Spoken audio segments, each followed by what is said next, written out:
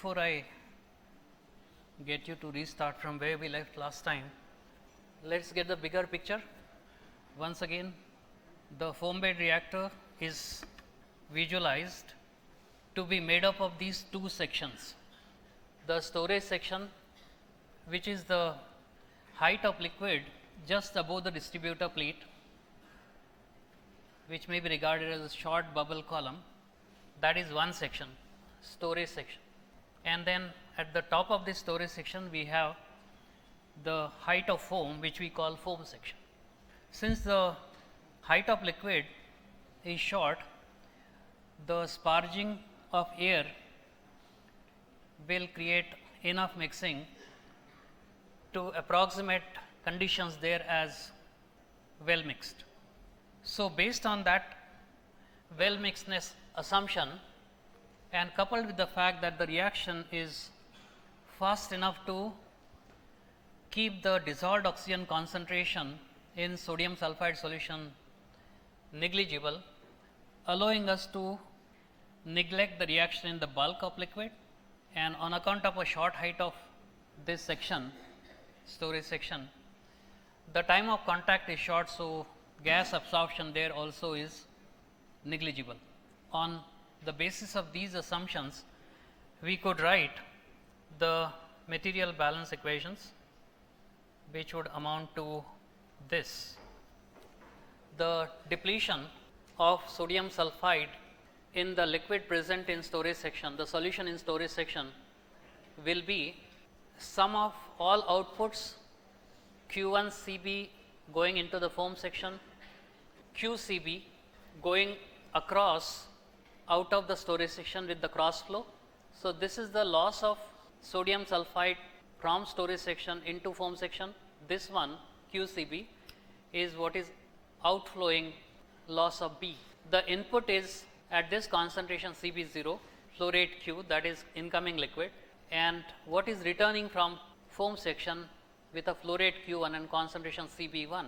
So, well mixedness condition is made use of in equating Cb inside to the Cb in the outflowing streams. Only under well mixed condition can the concentrations be same in the output as inside the reactor, right? And then this was the challenge, how to get the Cb1, which is nothing but the concentration of sodium sulphide in the stream returning. So, that would come from here. That is the flow rate Q1 and the concentration in the liquid draining from the foam section together is Cb1, that is to be found out. So, our strategy was, in order to determine this Cb1 in the draining liquid, sodium sulphide concentration still unreacted in the draining liquid, we proposed we would evaluate by considering the gas absorption, oxygen absorption in the foam section. And that brought us to the crux of the problem and the most difficult part, how to deal with the polydisperse, that is different sized polyhedral irregular foam bubbles. And there we made a bold approximation that the real polyhedral foam could be replaced by regular pentagonal dodecahedra, all of same sizes.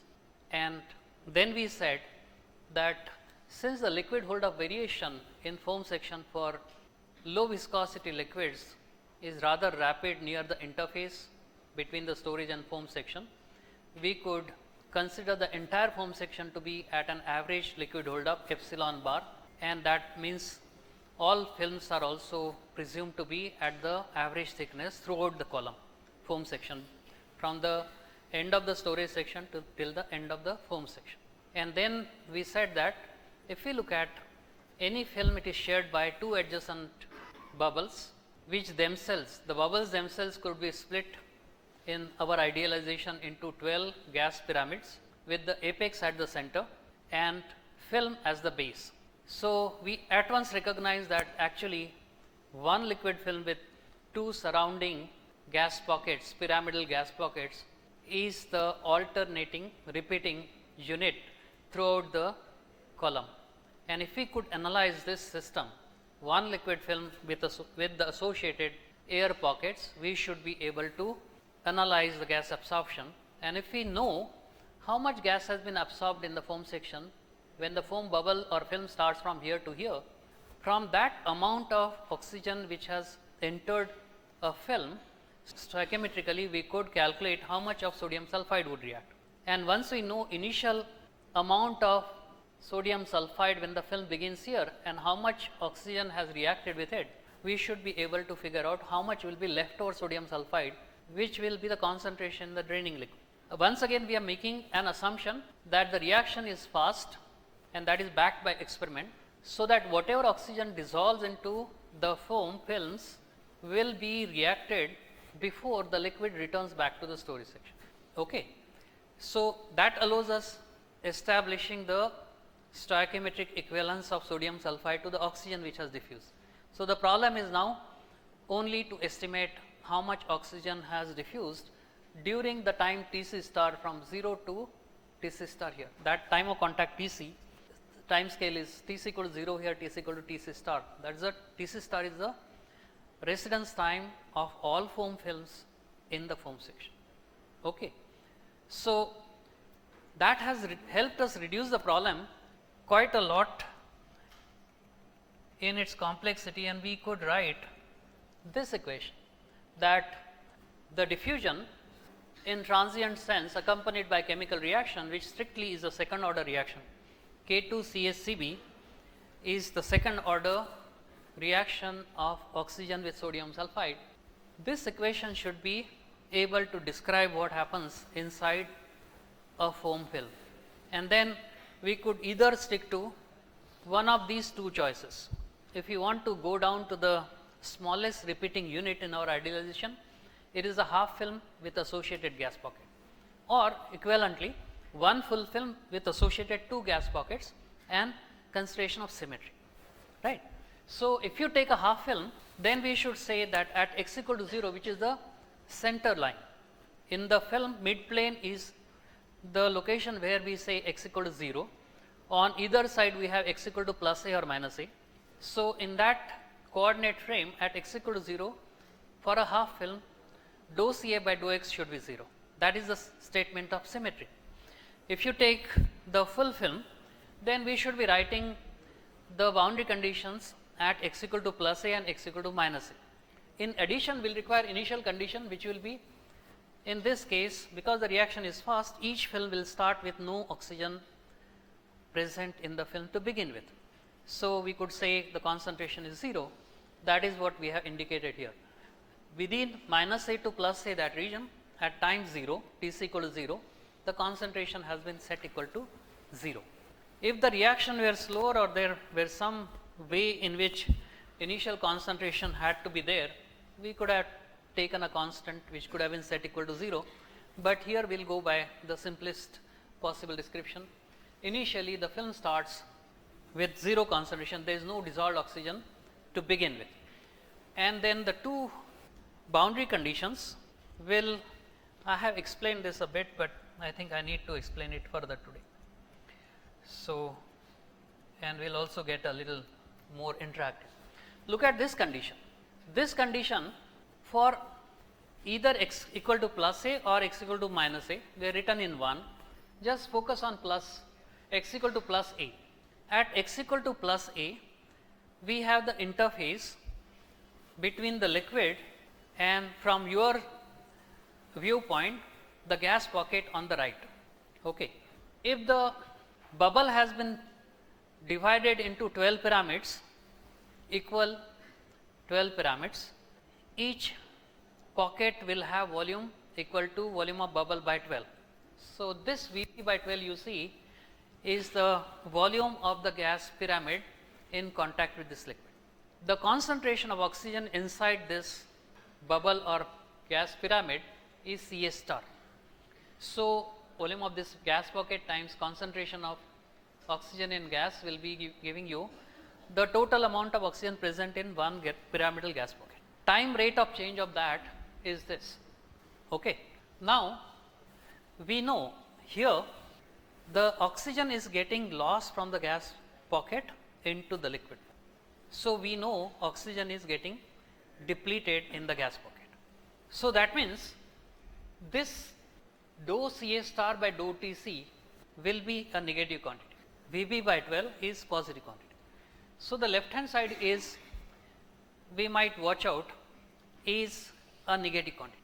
Okay. Look at the right hand side, we have whatever is being depleted per time from this pyramidal gas pocket is going to appear into the liquid film. Oxygen is leaving gas pocket, entering the liquid film. Inside the liquid film, the profile is symmetric. Okay. If the profile is symmetric and at the center line x equal to 0, we have the mid plane. When you go in this direction, x equal to 0 to plus a, the concentration will be seen to be increasing, right. The concentration profile will be increasing as x increases from 0 towards a, which means dou Ca by dou x is a positive quantity. In this coordinate frame, dou Ca by dou x is a positive quantity.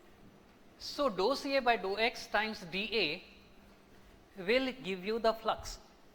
You do not have to worry about the sign at this moment. Left hand side we know is negative quantity, dou Ca by dou x is positive, dA dou Ca by dou x will be flux, which is a positive number, moles per area per time, multiplied by this area of the pentagonal film will give you the rate of transfer of oxygen into the liquid film, and that whole thing is a positive quantity, but since the left hand side is negative, we put a minus sign. Okay. When you do not work with vectorial notation, the onus is on you to make sure that you do not equate a left hand side which is negative to a right hand side which is positive. Okay. That is the engineering thumb rule in analysis you have to remember. You can only negative to negative, right. So, now yeah, S is the area of that pentagonal film. So, that means the area of the bubble will be 12 times that in our idealization, clear. However, this still does not solve our problem, because we can't possibly work with the gas phase concentration here and liquid phase concentration here.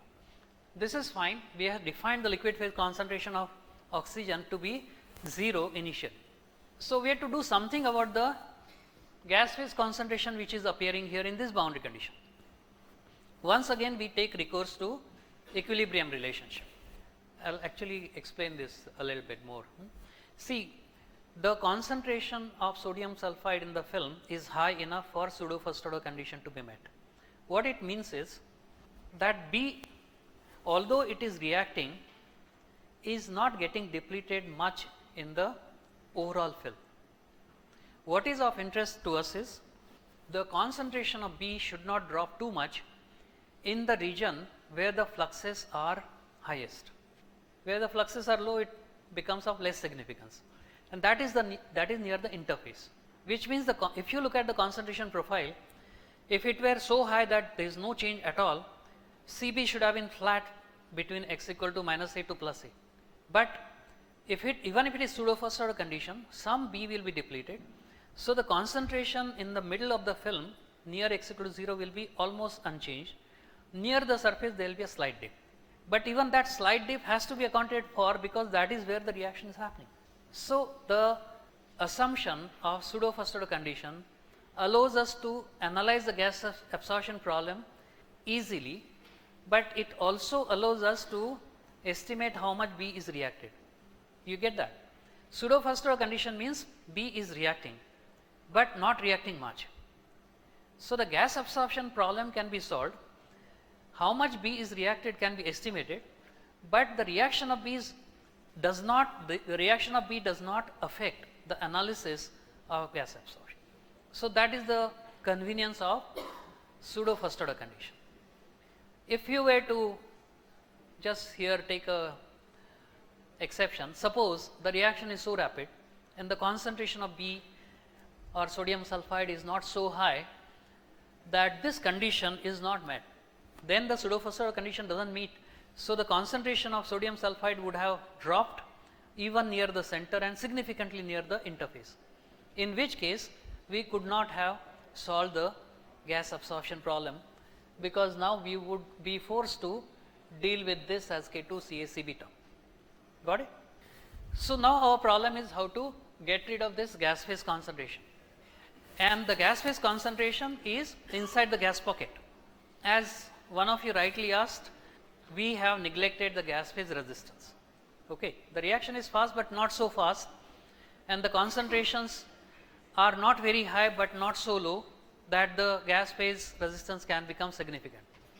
We analyze the gas phase resistance being significant when the reaction is extremely rapid like instantaneous reaction, but that's a different problem altogether. So we will not worry about that right now. So ignoring gas phase resistance, we have this now. The question is, how do we relate this gas phase concentration to the liquid phase concentration, because that is what we require in solving the problem. So we take recourse to the equilibrium relationship which is given here. Ca is equal to K Ca star. Ca star is the gas phase concentration, K is Henry's law factor associated with Henry's law factor. That gives you the liquid phase concentration at equilibrium, which would be what you would consider at the interface. We had done that earlier. At the gas liquid interface, we would say concentration is Cs star, Cai star, whatever. That saturation concentration is this, sorry, this at x equal to plus A. This Cs star here is a gas phase concentration. Gas phase concentration multiplied by Henry's law factor gives you equivalent liquid phase concentration, which will be at the interface. We require only that. So if you multiply by this Henry's law kind of constant here up Ca star, and because it's the constant you divide by K, this K Ca star will be equal to Ca.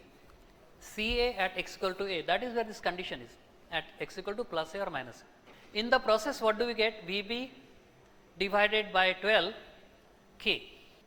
Vb divided by 12 K, dou Ca by dou Tc will be equal to this. And if you divide by this quantity, you divide by S, you will get Vb divided by 12 Ks. That is what we defined as the quantity L, a parameter L, which has the units of length. Okay, Vb by S is length, volume by area is length. So this condition reduces to L dou Ca by dou Tc equal to minus dA dou Ca by dou x. You could write this as plus or minus, and here it will be minus or plus dA dou Ca by dou x. So at x equal to plus or minus A, this is the condition with plus or minus A here, and this is initial condition. We should be able to solve this problem, and that is what I wanted you to attempt, because here we want to demonstrate the Laplace transform and integral transform to be used for solving a finite first order diffusion reaction problem. Okay, but I really did not expect you to go very far. I only wanted you to be comfortable with the fact that the equation is familiar. Diffusion, transient diffusion accompanied by a first order chemical reaction. Boundary conditions are somewhat involved, but once you understand them physically, it should be not difficult. But there is certain amount of caution required. So I will now take you in an interactive mode. Please remember one thing. Our first step will be to try and solve this problem subject to these conditions, this and this, boundary condition 1 and 2, using Laplace transform. So first step is take Laplace transform of this equation, which you know how to do, right? So let's begin with that. Then we will have to transform these boundary conditions also. This will get absorbed. Initial condition, remember, would get absorbed in the Laplace transform itself. When you take the Laplace of the derivative, this condition will get absorbed.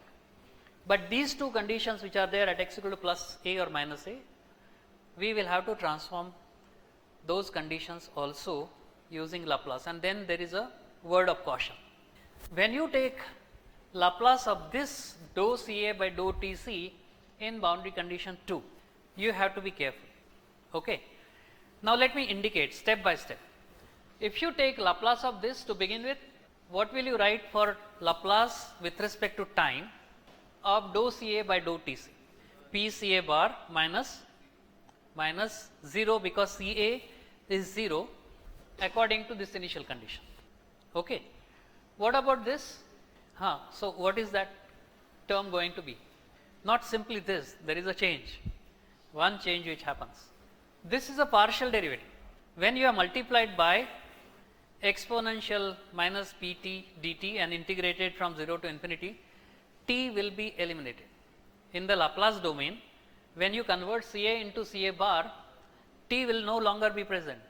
T was the other independent variable. Apart from x here, t was the other independent variable. That has got integrated out, right? But it will be Ca will not be simply Ca bar. This dou 2 by dou x square will have to be written as d2 by dx square.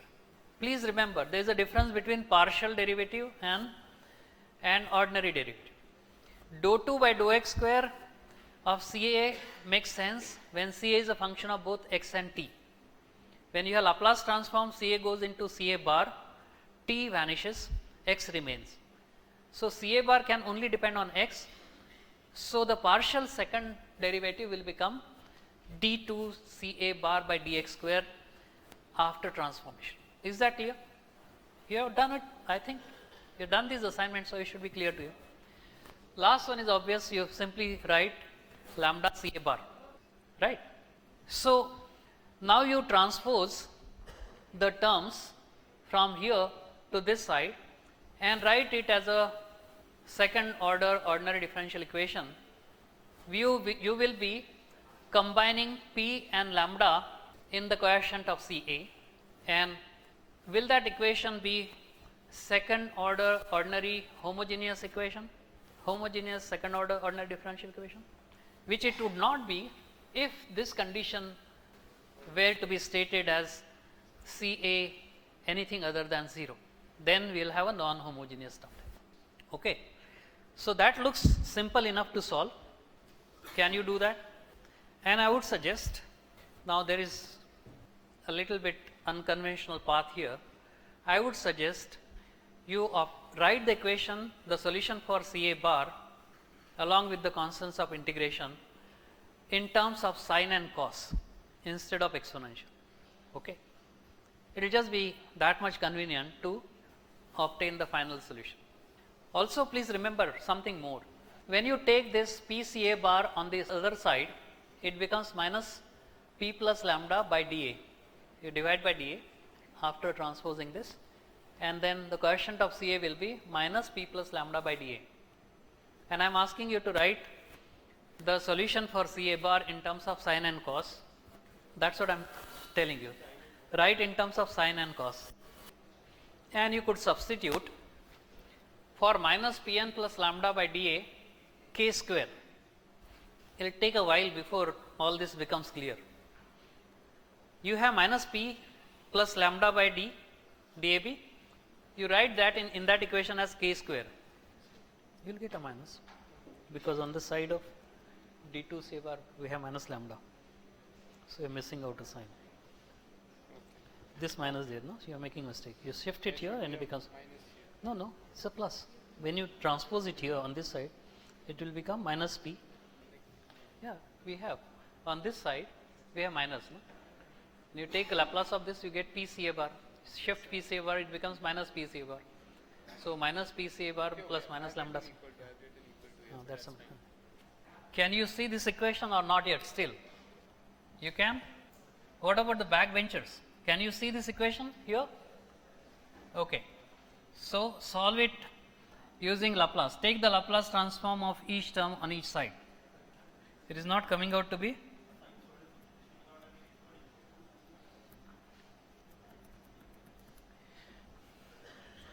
Let me explain. I am leading through a certain strategy. Please remember, minus p plus lambda by dA is to be taken as plus k square. Okay. Now you can write the solution for Ca bar in terms of sine and cos of kx. They will come out to be imaginary. Yeah. Okay. We have to be prepared for that. Next, you have the boundary condition transformed. At x equal to plus a and x equal to minus a, we will have transform boundary conditions. Using those, we should be able to evaluate the constants. So do that. You still will have solution only in Laplace domain, Ca bar as a function of x. So when you evaluate the constants from the transformed conditions, tell me what is the dependence of this concentration profile transform Ca bar on x.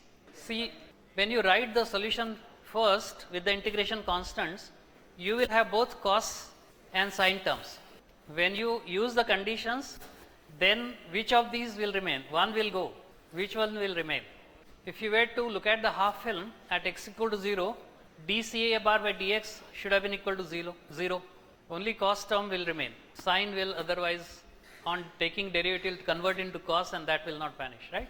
So you have now this equation for Ca bar as a cos kx plus the integration constant, which will come out in terms of p or s, whatever you chosen, right?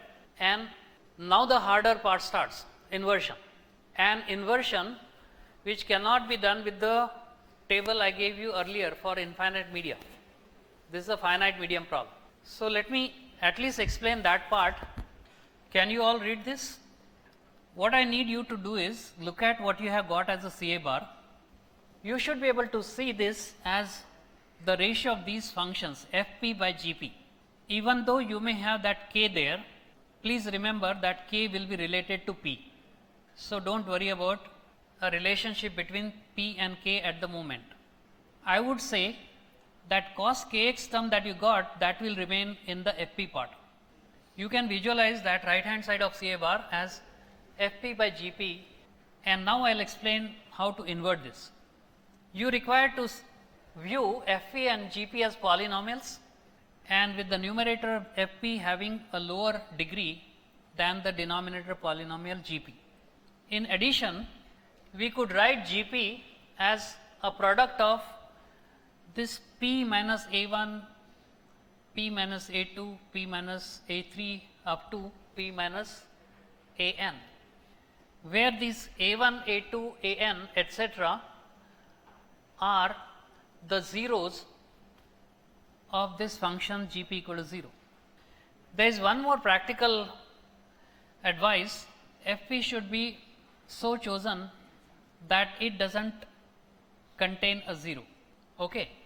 In that case, inversion of this y bar, the ratio of fp by gp is given by this summation, where the index r runs from 1 to n, f of ar divided by g dash ar e power art, and g dash is nothing but d by dp of gp.